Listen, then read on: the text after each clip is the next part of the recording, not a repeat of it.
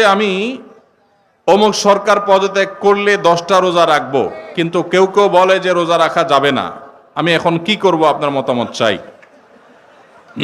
আপনি যদি এটা মান্যত করে থাকেন যে অমুকের চলে গেলে, অমুকের পতন হলে, অমুকটা নেমে গেলে আমি রোজা রাখবো, তাহলে সেক্ষেত্রে তার পতন হলে, সে চলে গেলে আপনার রোজা ঠিকই রাখা লাগবে। কারণ রোজা রাখার মান্যত এটা বিশুদ্ধ মান্যত। যেহেতু আপনি যেটা চেয়েছেন সেটা হয়েছে, সেটা যেহেতু হয়েছে, অতএব যেটা শর্ত দিয়েছেন এটা পূরণ করতে হবে। তবে নবী করিম সাল্লাল্লাহু আলাইহি সাল্লামের হাদিস থেকে আমরা জানি মানত করার জন্য নবী সাল্লাল্লাহু আলাইহি ওয়াসাল্লাম আমাদেরকে নিরুৎসাহিত করতেন। মানত না করে যেই কোনো কাজ, আপনি কোনো কাজ, ভালো কাজ করবেন, আপনি সেই কাজের জন্য দান করবেন, সাদাকা করবেন, নেকামল করবেন, করে আল্লাহর কাছে দোয়া করেন।